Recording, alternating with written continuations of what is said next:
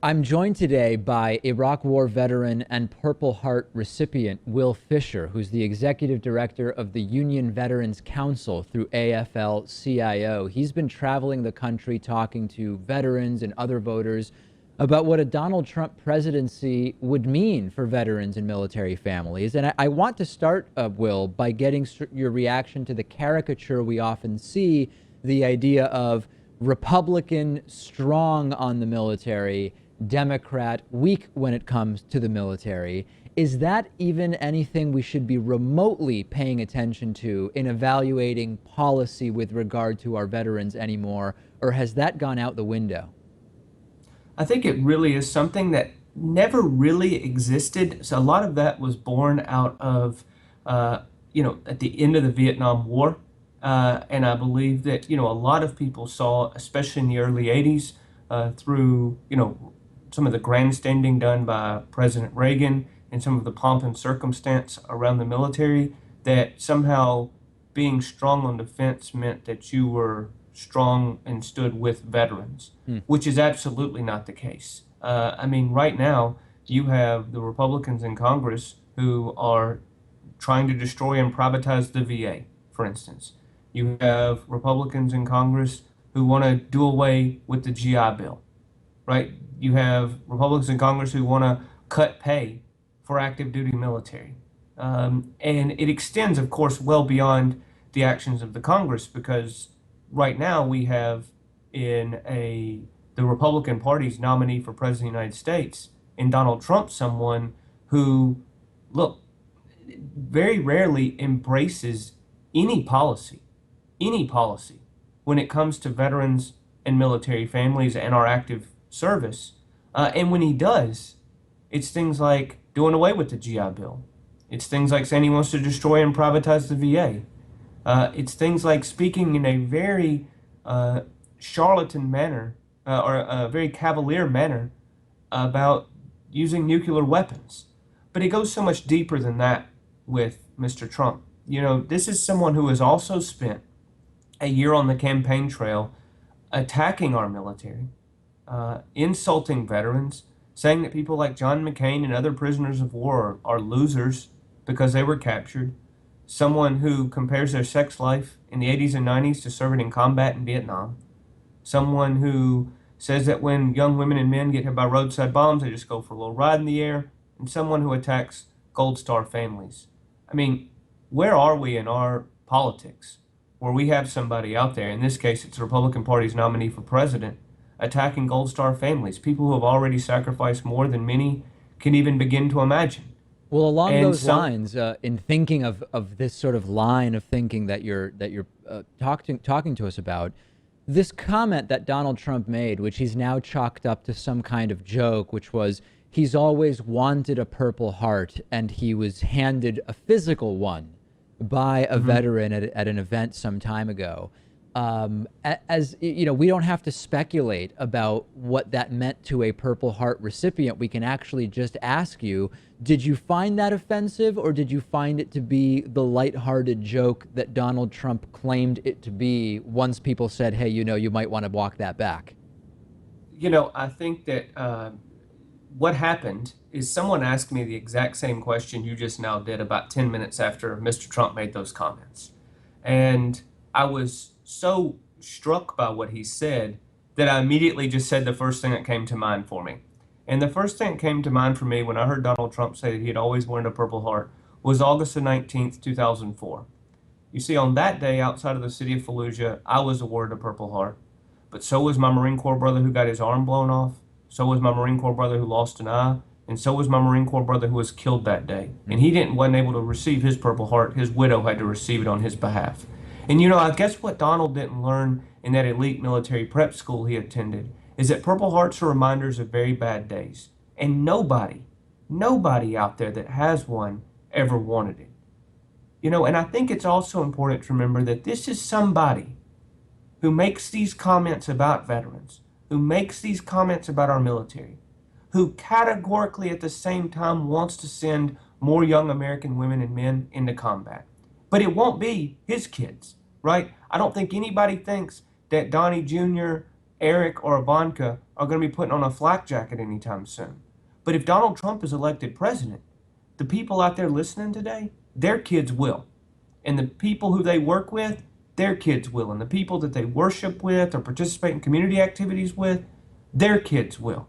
And it's mighty bold talk, coming from somebody who dodged service when it was their time to serve with the help of multiple deferments and having a rich dad. Well, along those lines, this is a little bit of a departure from Trump specifically, and it's more just a commentary on what we started with, which is this idea of, I support the troops. You don't support the troops. As president, here's how I would support the troops. And very, very often that becomes a phrase that not only lacks meaning, but it actually sometimes takes on opposite meaning. And very, very often supporting the troops is wrapped up with sending troops into engagements that are sometimes primarily, sometimes partially motivated by political gain and political posturing. And I feel like that is not discussed enough. The idea that the number one way to really value the volunteer service of our troops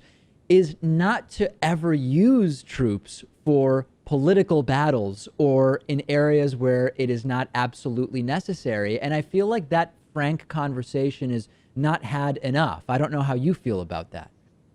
Absolutely. Well, I think that one thing that is important to understand that we always try to focus on is lifting up the fact that the veteran class and the working class are one and the same.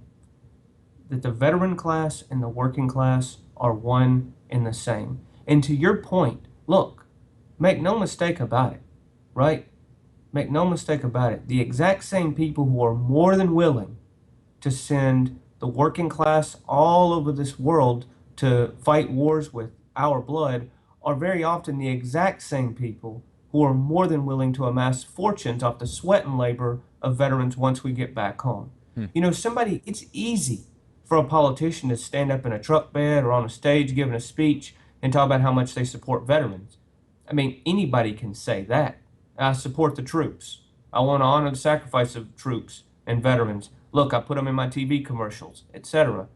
But then how often are those exact same people who we hear so loudly talk about how much they support veterans, the exact same people who work day in and day out to do things like destroy and privatize the VA, to get rid of veterans' job training and education benefits like the GI Bill, but also deny veterans the ability to have a voice on the job, the ability to collectively bargain and have access to a career, to a good job that allows a veteran to live with life with dignity and live out the American dream that we fought to protect and defend. You know, and that's something that's, I think, very important also in this race for the presidency. Hillary Clinton does not view veterans or the working class as political props. Rather, she looks at us as human beings, right? That's why, as First Lady, it was Hillary Clinton who was raising awareness around issues affecting Gulf War veterans. That's why it was Senator Hillary Clinton who was championing legislation like the 21st Century GI Bill. And it will be President Hillary Clinton who will work to expand veterans' job training benefits, education benefits, and under no circumstances allow our VA to be destroyed and privatized. And even deeper than that, going back to a point I just now made, Secretary Clinton fundamentally understands that what a veteran needs access to more than anything upon returning home is not a yellow ribbon. It's not a standing ovation at a football game. What a veteran needs access to more than anything is a good job, and a good job that allows that person to live a life with dignity. Will, in the limited time we have left, yesterday I was watching this town hall, or recently I was watching this town hall that President Obama did with members of the military, and I picked up on some pretty significant skepticism from many of the troops in the room, who clearly were being respectful to the president, but they had questions that were, if not adversarial, certainly evidence that they were very skeptical of the president's policies. Not specifically about this town hall, but generally, what I'm curious to hear from you is, what types of statements from politicians about troops, veterans, the military, etc., are concerning type statements for you, where you say, you know, that I'm hearing a talking point that is a talking point that is concerning to me? And what types of statements from politicians are the ones that you are more likely to hear as, oh, that could be a good thing? I think it's a great question. I think the ones that make me the most wary are very often the ones that you hear from these folks that are always banging the drum for more war.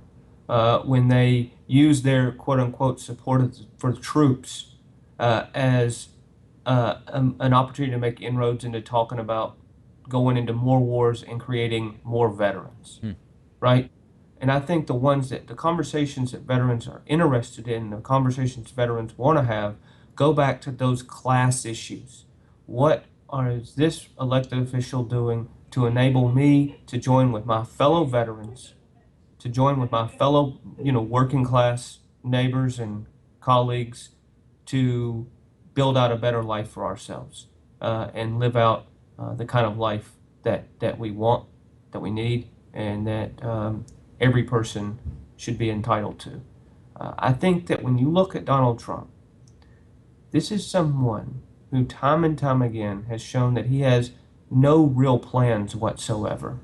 You hear him talking about the military, you hear him talking about veterans, and what does he talk about?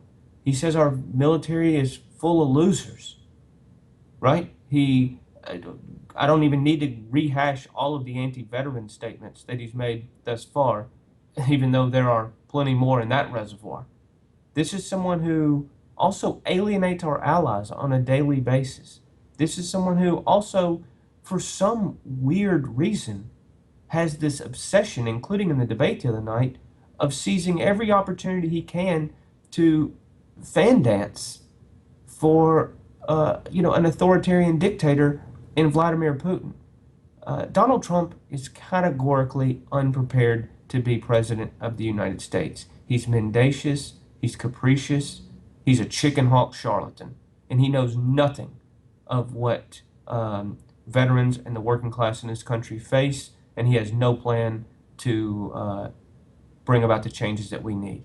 Hillary Clinton, on the other hand, is aptly prepared to be President of the United States and Commander-in-Chief. She has a plan to keep Americans safe. She has a plan to defeat our enemies and a plan to bring people together to make those things happen. And Hillary Clinton also has a plan and has a track record of standing with veterans and with the working class, and that will continue long after she's occupying the Oval Office.